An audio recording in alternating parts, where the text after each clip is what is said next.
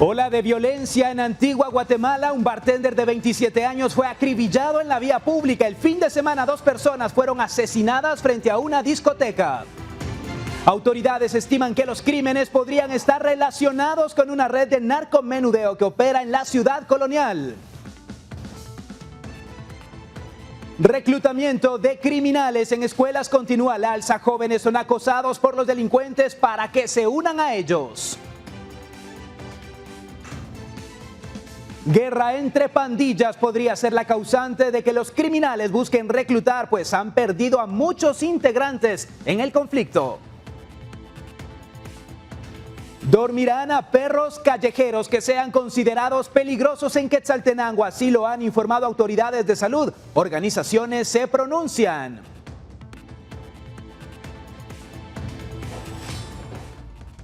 En este jueves 22 de agosto es un gusto poder saludarles. Soy Alexis Ponce, completamente en vivo para toda la República, aquí en Guatevisión. Impacto Directo comienza ahora. Doy la bienvenida a nuestros panelistas: Malena Flores, politóloga; Luis Fernando Urbina, comunicador y publicista; Armando Mendoza, abogado; y Edgar El Cubo Arriola, comediante. En nuestros titulares ya le adelantaba esta información, lo que ha ocurrido la madrugada de jueves. Un hombre fue acribillado a balazos en Antigua Guatemala. Se sabe que la víctima trabajaba en un bar y que el hecho se pudo registrar por la distribución de drogas en el sector. Además, preocupa un incremento de violencia en la ciudad colonial, pues no es el único crimen registrado en los últimos días. Jorge Higueros, de 27 años, estaba acompañado de una ciudadana estadounidense cuando sicarios lo interceptaron y le acertaron varios disparos en la vía pública de Antigua Guatemala. Según testigos, el crimen fue cometido por hombres a bordo de una motocicleta que dispararon sin mediar palabra. Bomberos voluntarios informaron que tras el hecho, la mujer extranjera fue localizada con crisis nerviosa. Localizan a un hombre con varias heridas de bala.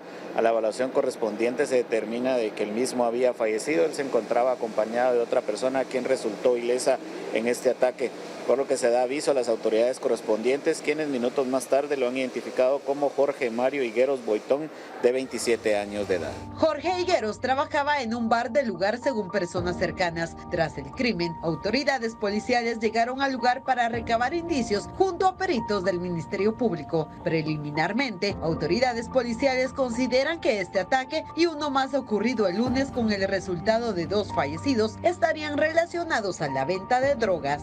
Apunta a que algunos hechos violentos que se han suscitado en Zacatepeques podría tratarse de tema de drogas, específicamente de narcomenudeo. Algunas personas o alguna persona que fallece en las últimas horas, un presunto dealer o distribuidor de droga al menudeo que se tiene conocimiento, aparentemente fue atacado por personas de un bando contrario que también se dedican a la venta de droga al menudeo, pero esto se podrá ampliar la información conforme avance la investigación. Socorristas informaron que estos hechos se han vuelto constantes, ya que incluso el fin de semana se registró una riña en el interior del bar en el que trabajaba el fallecido. Este lunes, durante la madrugada, también se produjo un ataque que causó la muerte de David Rodríguez y de Gabriel Chen, quienes quedaron fallecidos en las afueras de una discoteca. En este caso, un hombre resultó herido. Se espera que integrantes de la Policía Nacional Civil refuercen la seguridad en el municipio para la protección de vecinos y turistas que visitan la ciudad colonial, mientras se esclarecen los hechos. Con imágenes de Byron Baiza, para Impacto Directo,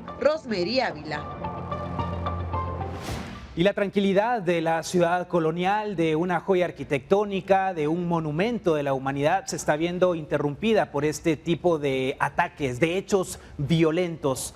La verdad es que es un problema, Malena, que ha ido creciendo y que no se le ha puesto atención. Y ahora que estamos viendo estos crímenes, aparentemente se quiere hacer algo. Sí, creo que yo, al menos la perspectiva que tengo, y yo he vivido en la Antigua muchos años, es que no es un lugar violento. La verdad es que las personas podemos caminar con total confianza. Creo que incluso los turistas perciben lo mismo. Es una ciudad que es para caminarla. En los últimos 2 periodos de diferentes alcaldes, creo que se han instaurado diferentes medidas como las cámaras y los botones de pánico, porque si bien recuerdo hace aproximadamente 15 años o un poco más, habían muchos robos de carros, por ejemplo. Pero estos actos violentos sí me dejan muy extrañada y sorprendida. porque es algo que al menos yo no tengo a la Antigua como un lugar peligroso. Y los lugares que considerábamos, Luis Fernando, que eran seguros relativamente, ahora se están convirtiendo en un escenario de violencia como la antigua Guatemala. Bueno, es importante ver la evolución del tipo de violencia que ha vivido la antigua Guatemala. Como bien lo mencionaban, había robo de carros, obviamente mucho turista, carro bonito, entonces daba la opción para ello. Después de ello, recuerdo que hubo una etapa donde había muchas riñas saliendo de las discotecas, de los bares, pero que era algo como tumultuoso, ¿verdad? Ahora, esto que estamos viviendo hoy son 3 asesinatos en una semana. Esto sí ya tiene otra perspectiva, que no es común, ni debería de normalizarse ni aceptarse. Como bien vemos, las autoridades tienen una hipótesis, sin embargo, la persona fallecida, en realidad no sabemos si es verdad o no, que a eso se dedicaba.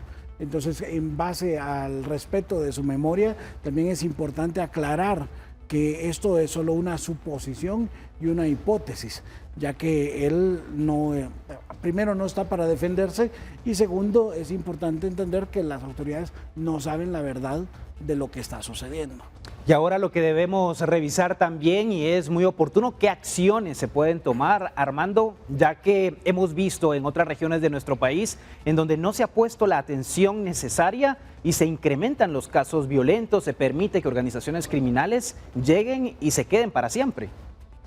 Fíjate que sí, de hecho los actuales gobiernos, como dijo Malena, sí han tratado la manera de implementar medidas de protección, incluso pues o preventivas. En este caso vuelven curativas porque cuando ya pasó el hecho es que van tras los criminales, pero yo siento que es una desestabilización total la que está habiendo, porque si te das cuenta, principalmente el gobierno pues no está muy bien visto, hay mucho factor de desestabilización, unos bandos con otros, instituciones peleando con otras. Entonces yo siento más allá de la hipótesis que manejan de que puede ser por un narcomenudeo u otras situaciones que sí se puede dar porque pues hay mucho consumo de hierba ahí en ese sector. Pero mientras hayan consumidores, van a haber vendedores, y si hay vendedores, van a haber competencias. Entonces, también se trata de, te digo, cada vez que uno va al juzgado de turno a la antigua, de 10 que caen detenidos, 9 son por posesión para el consumo, por ejemplo. Entonces, la gente también está dando esa pauta de consumir algo ilegal y se genera Yo no puedo criticar, como dijo Luis Fernando, al muchacho, porque ya no está para defenderse, pero sí tienen que investigar previamente para poder dar una conjetura, pero yo siento más factor de desestabilización en este caso. El crimen organizado está atacando duro al gobierno. ¿Hugo, coincidís que es desestabilización o hay algo distinto? Ambas cosas, creo que sí están tratando de estabilizar porque mientras las instituciones del Estado se estén enfrentando no encuentran cabeza, están tratando de hacerse quedar unas mal con otras y el que queda en medio es el pueblo. Ahora, la antigua no podemos negar que la hermosa ciudad colonial, ya lo decía aquí Armando, es lugar de venta de drogas. Nos duela decirlo de alguna manera, el turismo ya lo ha agarrado como para fumar marihuana. Y ahí no es una mentira para nadie. A mí me llama la atención que alguien que le dispara y dice que huye en moto, aquí lo haces, pero en las calles empedradas de la antigua, con cámaras, con situación, si no encuentran a los culpables es que no quieren hacerlo. Y aquí caemos nuevamente al comentario de ayer. A veces hay quienes no les interesa investigar porque les gusta o les conviene de alguna manera tener ese clima de zozobra, de violencia en el país para estabilizar a otros. Claro, y se recuerdan ustedes que hace unos días aquí le presentamos el video de una persona con problemas mentales, con problemas de salud mental, que se escapó de una ambulancia. Las autoridades municipales compartieron el video. ¿Por qué ahora no se comparte un video de quiénes son los asesinos de este hombre, Malena? Sí, creo que es un poco diferente, ya que este hecho es demasiado violento y creo que muchas personas tal vez a veces temen. Lo último que piensan a veces es en tomar un video cuando están escuchando disparos y también tomar en cuenta que por la hora y los Pero yo digo las cámaras de seguridad de la antigua, porque, exacto, la municipalidad compartió ese video. Sí, exacto, y también recuerdo, si no estoy mal, y si ustedes lo recuerdan, hace unas semanas también la propia Muni compartió un video en donde habían habido un asalto y habían también logrado localizar, y en muchas ocasiones lo han hecho. Es que solo comparten las cosas cuando hacen algo bueno. Exacto, pero creo que en este caso tal vez, y tal vez para darles el beneficio de la duda, están en proceso de búsqueda y no quieren emitir las imágenes hasta que no lo capturen. Para no dañar la investigación, Luis Fernando, puede ser ese el extremo, pero Yo creo- la seguridad y lo que el ciudadano puede sentir al saber que se ha captado ese crimen, porque sabemos que hay cámaras, cambia por completo ahora que mencionamos mucho la percepción. No, y no solamente eso no es percepción, esa es una realidad. Han habido 3 muertos en una semana, 3 muertos en 7 días. Es grave. Entonces la percepción, ahí no hay percepción, ahí hay hechos. No, yo decía la percepción de que digan, sí, sabemos quiénes fueron y vamos a ir a Ahora, ellos. Por el otro lado, creo que sí es prudente mantenerse. Y si se tiene la información, es mejor que el MP y las autoridades competentes puedan primero tener esa ventaja para hacer la investigación, número 1. Y número 2, yo no creo que sea desestabilización, sino esto es como el dicho que te decían las abuelitas, ¿verdad? Cuando el gato no está, los ratones hacen fiesta. Entonces, si las autoridades de seguridad no están trabajando de manera eficiente, entonces los delincuentes se van a aprovechar y van a tratar de generar mayor utilidad en ese tiempo. O sea, más que desestabilización, de repente puede ser hasta autosabotaje del propio gobierno que no logra salir con sus estrategias de seguridad. Fíjate, Alexis, lo que dice Luis Fernando tiene mucha razón, porque ¿cuánto paga uno por ir a visitar la Antigua? 5 días que sabes, creo que se pagan. Por el marbetito para poder estacionarte o cuando hay alguna situación. 15, 20. Va, 15, Depende del 20. Y día. en días feriados es más caro. Entonces, o asuetos. Yo coincido con lo que dice Luis Fernando, porque más o ese autosabotaje puede ser también eso. Bueno, vamos a tener que implementar ahora un cobro más porque vamos a poner más seguridad, por ejemplo. O sea, todo tiene un trasfondo, tristemente. Y recordemos que la ciudad de la Antigua Guatemala ha sido la municipalidad más saqueada en los últimos años. Y aquí el mayor problema también es para los vecinos de este municipio que constantemente se han quejado de todas las cosas que ocurren, el ruido, sabiendo que obviamente el turismo representa uno de los mayores ingresos para Antigua Guatemala. Vamos a la pausa, pero en instantes volvemos.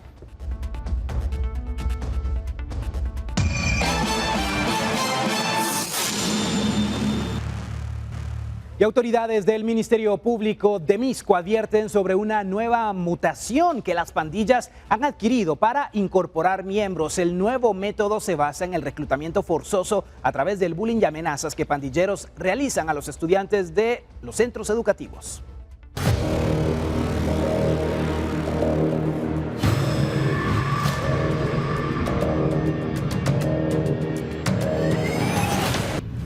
En los últimos meses se ha evidenciado la participación de menores en asesinatos y distribución de armas. Autoridades del Ministerio Público señalan que el reclutamiento de estudiantes de sexto primaria hasta los niveles de diversificado se han incrementado en el municipio por medio del bullying y debido a que los jóvenes son obligados por el barrio 18 a integrárseles y son amenazados a través de redes sociales. Específicamente en el municipio de Misco hemos descubierto una pequeña mutación con relación al tema del reclutamiento de los jóvenes. Toda vez que tuvimos una experiencia específicamente en un centro educativo, en el Centro Educativo Fe y Alegría, tuvimos una experiencia de que evidentemente habían personas, había un grupo de jóvenes que de alguna forma trataban la manera de presionar, una especie de bullying, de presionar a un compañero X o Y para que pudiera unirse a una pandilla. Las autoridades incluso señalan que los pandilleros ingresan a los centros educativos a convencer a sus potenciales víctimas. Esto es muy poco y es muy inusual en el mundo de las pandillas. Ya llegar a un reclutamiento forzoso o a una inclusión forzosa dentro de la Mara, yo considero que es otro nivel de violencia. La Fiscalía explica que estos reclutamientos se dan ante la guerra de poder que las clicas Little Psycho Criminal y Solo Raperos del barrio 18 tienen para obtener el poder del municipio y que en medio de esto se han quedado sin miembros ante la muerte violenta que el conflicto ha provocado. Las clicas se componen de alrededor de 200 miembros, en su mayoría menores que han sido logrados captar y que van de los 13 a los 18 años, lo que representa una problemática de seguridad pública y ciudadana. Y de verdad que llama mucho la atención, pero además todo lo que está generando en cuanto a caos, que estén utilizando a los menores de edad, que los amenacen, que utilicen este tipo de estrategias para que formen parte de estas estructuras criminales, no es algo nuevo, pero ahora tenemos ya la oficialización de las autoridades que han investigado estas nuevas técnicas, Armando. Sí, lo que hemos hablado en programa tras programa anterior, tristemente pues no hay un control y una seguridad pues para poder brindarles acuerpamiento a los niños que sí quieren ir a estudiar, que van a tener esa posibilidad de estudiar, y pues estamos ante imagínate que la guerrilla eso hacía, ¿verdad? Reclutaba menores de edad y pues a distraerlos para en contra, pero más allá de eso recordemos que ahora buscan niños más pequeños porque entre más pequeño se puede moldear, ahí sí que al gusto de los delincuentes. Y la inimputabilidad, ¿no? O sea, menos riesgo que para presos, pues, y si caen detenidos, pues no va a ser una sanción grave. Entonces, invitando a la población de que denuncien en las escuelas, que denuncien y pierdan el miedo de denunciar, porque sí pueden atacar, sí pueden hacerles daño, pero si no denuncian va a ser peor, porque van a seguir impunes. ¿Se puede denunciar, Cubo, en medio de las amenazas, sabiendo que tu vida está en riesgo, la de un familiar? Porque esa es la principal preocupación de los padres que están prácticamente con las manos atadas. Mira, yo creo que sí puedes denunciar. Lo que pasa es que a veces en la denuncia no encontrás eco a la denuncia y no hay una continuidad. Existe el programa de escuelas abiertas, incluso Gobernación tiene un programa que visita escuelas públicas. Yo comparto lo que dice Armando. Las redes sociales y los medios de comunicación sin querer le han puesto a las pandillas esa información de decir, por ejemplo, si creas un daño, hacelo porque sos menor de edad y vas a ser juzgado como menor, y con esa idea te entran. Quien ha crecido en barrio sabe que la aceptación, la idea de pertenecer al grupo de aceptación es lo que te hace caer en las pandillas. Entonces yo creo que aquí hay una cuestión, la atención de los padres a los hijos, la confianza, y que los hijos tengan confianza de decir, mira, hay gente que, por decirte, vive cerca de donde está el punto, como le dicen, y ahí está a la par el instituto, y hay madres que van con sus hijos y los miran y los llevan y los traen y tienen el control. O sea, yo no creo que sea tanto el temor, creo que es la información y la falta de confianza en la comunicación. Y que los padres también, hay veces muchos padres también que descuidan a sus hijos, que creen que la obligación es de la escuela, del maestro y del Estado. Claro, y aquí hay que poner sobre la mesa también qué pasa con aquellos padres que deben trabajar, papá, mamá, y que los hijos se quedan en casa y obviamente el control no puede ser el mismo, Malena. Sí, definitivamente creo que para criar a un niño, como dice el dicho, se necesita todo un pueblo muchas veces, ¿verdad? Es como responsabilidad un poco común. Obviamente es principal responsabilidad de los padres de familia, pero también es de la comunidad, del Estado, de los maestros. Entonces es una responsabilidad hasta cierto punto compartida, en la que creo que si bien sabemos que estos niños se encuentran ya en áreas de conflicto, en áreas de problema, deberían de las autoridades de prestar especial atención, sobre todo porque si los padres no pueden estar al tanto de sus propios hijos, que hayan otras espacios y otros mayores o adultos a los que estos menores puedan abocarse cuando enfrentan estas situaciones de bullying por medio del internet, ¿verdad? Pero es que ahora muchos de los niños, Luis Fernando, ya no tienen la posibilidad de salir a la calle, a echarse la chamusca como lo hacíamos nosotros en nuestros tiempos, deben estar encerrados. Ese es uno de los desafíos de la sociedad actual. La mayoría de niños no salen a la calle, no salen a tomar el sol, no salen a jugar, no salen a ensuciarse, y por lo que vemos también tienen dificultad en habilidades sociales porque ya no las practican como las practicamos antes. Yo quiero poner en 3 ideas sobre esto. Hoy en la interpelación del ministro de Gobernación, él hablaba de ciertos medios de comunicación que se tienen para contactar y denunciar. Un consejo, cree uno con las escuelas, cree un nuevo medio de comunicación para tener una cercanía mayor a las escuelas. Teníamos escuelas seguras. Sí, pero no hay un medio de comunicación como que ponga en contacto directamente con una unidad especificada de la escuela con la PNC. Un consejo, eso podría ser un logro de su gobierno, de su administración. cree un medio directo de comunicación entre escuelas que están en riesgo y la PNC, porque de todos los medios que mencionó hoy, ninguno de ellos fueron creados en este gobierno. Entonces, eso puede ser un avance. ¿Qué otra cosa le diría yo más que todo a los padres? Es importante recordar que este tipo de acoso no es nuevo. Los que crecimos en los 90 y estudiábamos en la zona 1, sabíamos que los miércoles y los viernes teníamos que tener cuidado porque nos podían golpear.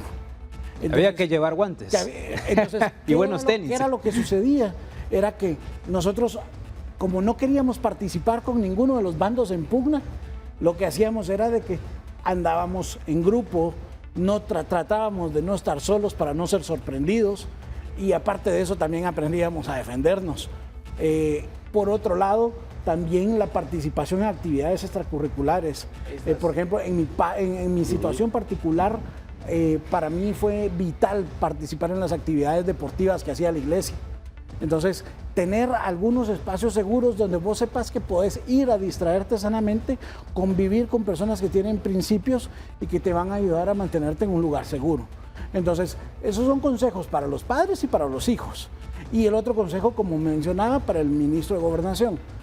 Creo que este tipo de cosas se le debe asignar un presupuesto para poder tener más espacios. El gobierno estaba hablando de crear algunas ciudades olímpicas nuevas. Necesitamos impulsar más el deporte.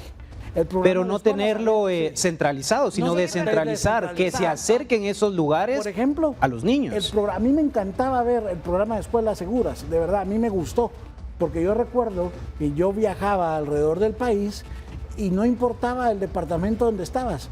El sábado en la tarde los niños, en lugar de estar en la calle, estaban en la cancha de la escuela echando... Que estas eran escuelas abiertas. Escuelas abiertas, pero también escuelas seguras. Escuelas seguras con la coordinación de la policía. Aquí hay un tema, Armando, que si hoy ya sabemos que en Misco esto está ocurriendo, deberían enviar policías inmediatamente. Y es lo que hablamos siempre, y es que si ya saben dónde está la raíz del problema, ¿por qué no atacarlo de raíz? Si saben qué estructura lo está haciendo... Dios me perdone, y tal vez vamos a hacer una comparativa con el vecino país de El Salvador, pero que inflen las autoridades su valentía, su gallardía y que ya traten la manera de erradicar esto de raíz, porque si saben de dónde viene, saben quiénes son los que están perturbando a nuestros niños, que ataquen la... Hay que actuar inmediatamente. Hacemos la pausa, pero en breve volvemos aquí por Guatevisión.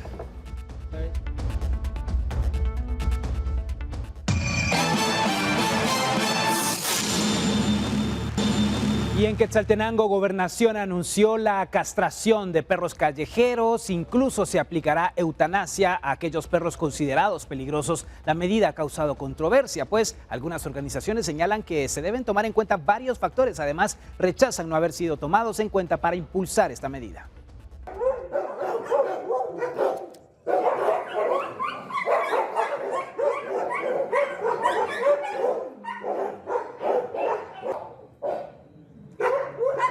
La Gobernación Departamental de Quetzaltenango dio a conocer a través de un comunicado que en una reunión con el Ministerio de Salud, Bienestar Animal del Ministerio de Agricultura, Ganadería y Alimentación, MAGA, se tomó la decisión de esterilizar a los perros callejeros.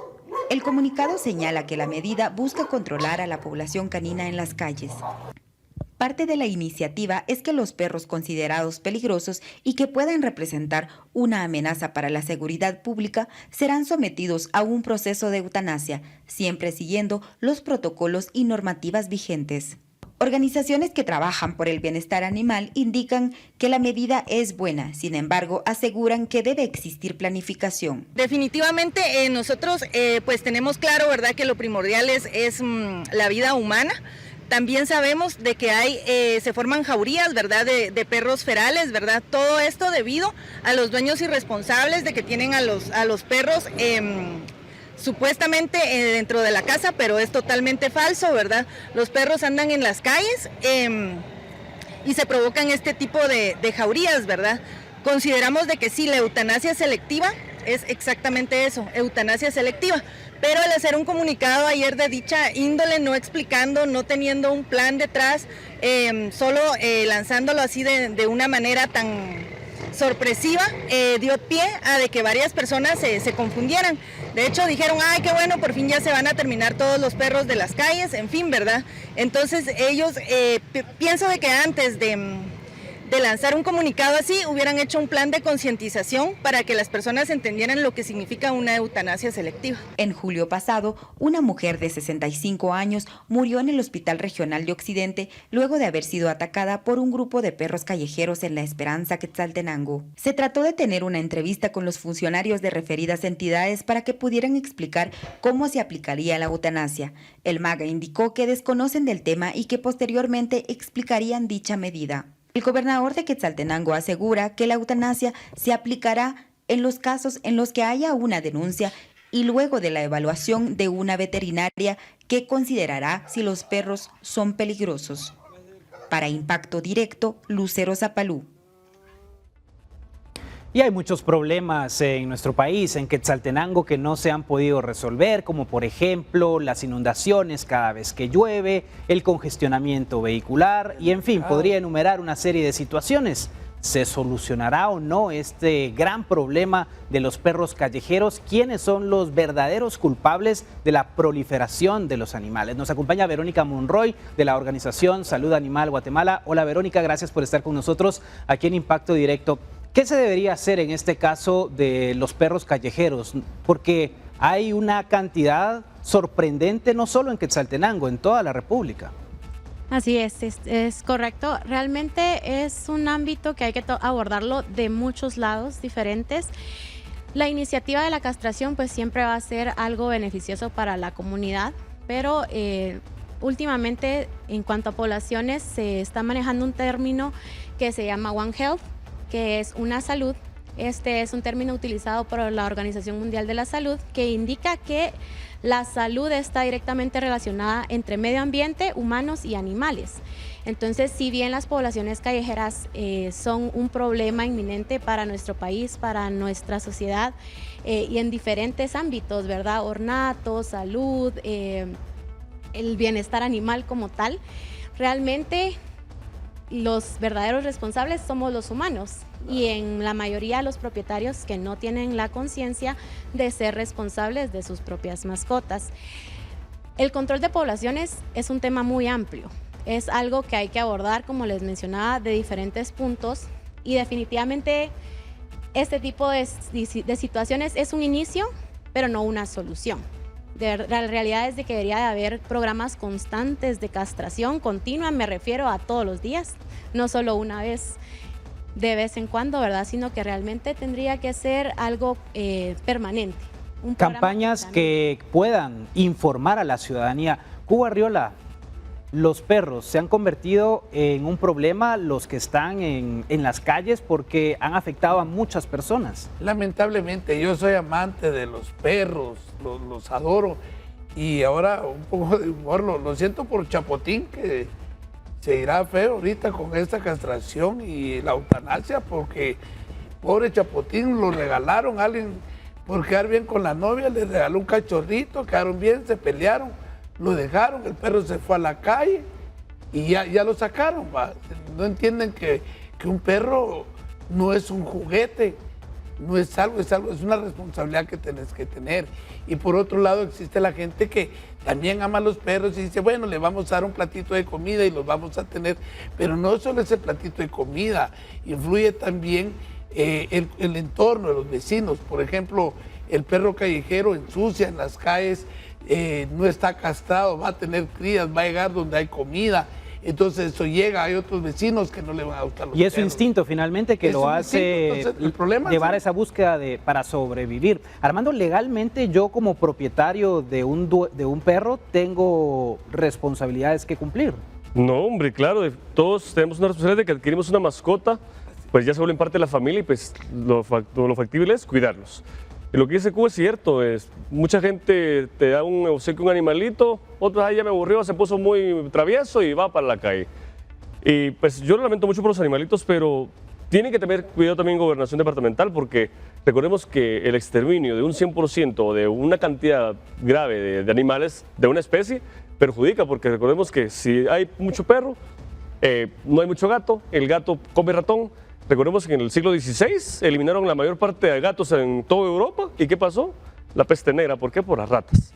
Entonces todo tiene que ser un cíclico y tratar de también ponerlos en adopción, pues si hay factores, pero lamentablemente en Guatemala carecemos de perreras municipales, carecemos de lugares donde pueda ir las personas a adoptar a un pobre animalito, pues que sí he visto que hay gente que los adopta y pues se vuelven parte de la familia. Claro. ¿Verdad? Y Verónica, en tu conocimiento hemos visto que en estos últimos años se volvió como una moda el tener un perro, el tener a ese acompañante en nuestra casa, pero cuando nos damos cuenta de la responsabilidad decimos no, mejor no, y lo saco a la calle. Este es también uno de los grandes problemas que tenemos. Exactamente, hay una frase que ha tomado auge en mi vida últimamente y lo repercuto con los propietarios y es: tener una mascota es un lujo, no es una necesidad. A raíz de la pandemia muchas personas se vieron en la necesidad de buscar compañía y en este caso pues muchos buscaron una mascota y realmente vimos una elevación en la cantidad de la demanda de un veterinario durante la pandemia porque todos se apegaron mucho a sus mascotas, pero no todos tienen la conciencia ni el conocimiento de lo que conlleva la responsabilidad de tener una mascota. La realidad es que, como lo comentaban, ¿verdad? Si bien existe la posibilidad de la adopción, hay muchas otras cosas que hay que tomar en cuenta. En Latinoamérica, si no bien en Guatemala, porque no tenemos estudios completos, hay 7 animales entre perros y gatos por cada habitante. Entonces realmente tendríamos que adoptar 7 mascotas cada uno para poder erradicar las poblaciones callejeras. Sin decir que el crecimiento poblacional es exagerado, porque si 2 perritos los abandonan al día siguiente de haber eliminado, en cuestión de 5 años vamos a tener 1,500 perros nuevamente. Realmente es algo que tiene que ir ligado directamente con programas de educación continua y otros factores que hay que tomar en cuenta. Pero es, como les repito, es algo bastante complejo, pero a mi criterio personal y profesional, esta solo sería el inicio. Para mí la eutanasia selectiva en el caso de animales peligrosos, pues más que peligrosos habría que determinar si su conducta no se debe a defensa que el ser humano también ha provocado que sean así. Exactamente, no, y a defensa de territorio. Por ejemplo, el video que estamos viendo, lo más seguro es, aunque no lo logro distinguir por completo, lo más seguro es que sean 2 machos peleando por territorio. Si estos machos estuvieran castrados, lo más seguro es de que no estuvieran peleando por dicho territorio, ¿verdad? Claro. Entonces, si bien necesitamos campañas de castración, eliminarlos, no solo me refiero a la eutanasia, sino que me refiero a que si se elimina la población por completo de la calle, vamos a tener un serio problema, no solo por la reproducción de otras especies, sino que hay algo que se llama síndrome del nicho vacío. El nicho vacío significa que cuando una especie desaparece, de otro lado viene otra vez y se reproduce con más rapidez y con más facilidad porque hay más recursos. Y una de las cosas del tema de una salud es de que si observamos detenidamente, una de las causas por las que hay mayor cantidad de perros callejeros y gatos callejeros también, es la falta del ornato. No tenemos limpieza y la basura atrae perros callejeros. Si las calles se mantuvieran limpias por completo, estos no tendrían recursos para poder sostener este ciclo de reproducción. Está comprobado que cuando hay recursos suficientes, y esto sucede mucho en la naturaleza, por ejemplo con los venados que tienen un ciclo muy específico de reproducción, en las épocas de invierno, cuando hay más pasto, es cuando se reproducen. En el caso de los perros y los gatos, cuando hay más recursos, cuando hay más alimentación, más espacio, las hembras ovulan más y son capaces de tener hasta más cachorros de los que tendrían si no hubieran dichos recursos. Claro, se vuelve un tema tan complejo, Malena, y pedimos que sean los ciudadanos los que puedan hacer estos cambios, pero hemos visto que nuestra sociedad en general cada día está de lo peor, con diferentes casos de violencia. ¿Qué se puede esperar entonces en el trato a los animales? Exacto, yo a veces temo por la vida de los animales también, pero estoy muy de acuerdo con Verónica cuando ella decía el tener una mascota no es una necesidad, es un lujo. Yo estoy muy de acuerdo con esa frase. ¿Por qué? Porque las personas que tienen una mascota deberían de legalmente estar obligados, porque estaba leyendo la ley hace unos momentos antes del programa y veía que habían recomendaciones para los dueños, pero no es algo que realmente los obligue, como por ejemplo a tener registrado quién es el dueño, cuál es el nombre de la mascota, cuándo lo compró, que automáticamente tiene la responsabilidad de esterilizar a esa mascota y que no la puede reproducir sin un permiso. Entonces creo que se pueden hacer muchísimas cosas para reducir la sobrepoblación de estas mascotas y también verificar que todos los kennels y todas las que lo usan como un negocio, ¿verdad? La reproducción de estos animales, que tengan los permisos y que sea con cierta cantidad al año, no más. Y también que las personas que abandonan mascotas, hay países como España, por ejemplo, que toda mascota cuenta con un chip y una especie de documento de identificación, de identidad del perro, y a quién le pertenece, tanto de perros como de gatos. Y si ese perro, por ejemplo, lo abandonan, a ese perro se encuentran, le leen el chip y hay una multa bastante alta para el dueño que abandonó a esa mascota. Porque tiene que entender la gente que los animales no son cosas que se pueden tirar cuando uno se aburre, que son seres vivos que sienten y que también tienen emociones y que no son de despachar como si fuera para basura, desecharlos ¿verdad? fácilmente. Estamos muy lejos de esa realidad que nos cuenta Malena, Luis Fernando. Bueno, si nosotros revisamos la ley de protección y bienestar animal, vemos que se queda corta en estos aspectos porque no tiene esos mecanismos. Aparte de eso, si nosotros hemos transitado en Quetzaltenango, hemos visto las bolsas negras de basura acumuladas cada cuadra. Entonces creo que eso también es importante, que ellos también deben prestarle atención al manejo de desechos sólidos. Esto no es nuevo, tiene muchos años de estar sucediendo y tiene lógica con lo que nos explicaba la doctora de la disponibilidad de alimentos para que se aumenten las jaurías de perros callejeros. Entonces, ¿qué es la otra cosa que vemos? Yo estaba analizando la ley hace un momento y veía que la parte de la eutanasia queda un poco floja en el programa, porque primero la ley dice que es el MAGA el que debe adiestrar o capacitar a las municipalidades, organizaciones, a las gobernaciones departamentales, que son las que deben hacerlo. Entonces, la iniciativa debería venir del MAGA. El MAGA ya dijo que no sabía cómo estaba el rollo. Entonces, es el primer error. Ellos deben de estar coordinados, porque tienen que saber cuál es el plan. Lo otro, define la parte de la eutanasia, pero solo habla de que la eutanasia es para poder reducir el dolor, el sufrimiento de enfermedades peligrosas. Entonces, bajo ese concepto, los únicos perros que podrían ser puestos a eutanasia son aquellos que tienen rabia o que tienen algún tipo de enfermedad que no es curable. O que ya están muy viejitos. Claro. Entonces, y por el otro lado, cuando habla en el inciso doble D del artículo 19, también habla sobre la forma en que se va a dar lo de la eutanasia. Entonces, creo que las autoridades, tanto del MAGA, la gobernación departamental y la municipalidad, deben de coordinar el trabajo. No puede ser uninstitucional, debe ser interinstitucional y debe de estar coordinado con aquellos que realmente se dedican al cuidado de manera voluntaria y que, como hablábamos en un momento previo con la doctora, hay varias cosas que tienes que tener en cuenta cuando vas a castrar un perro.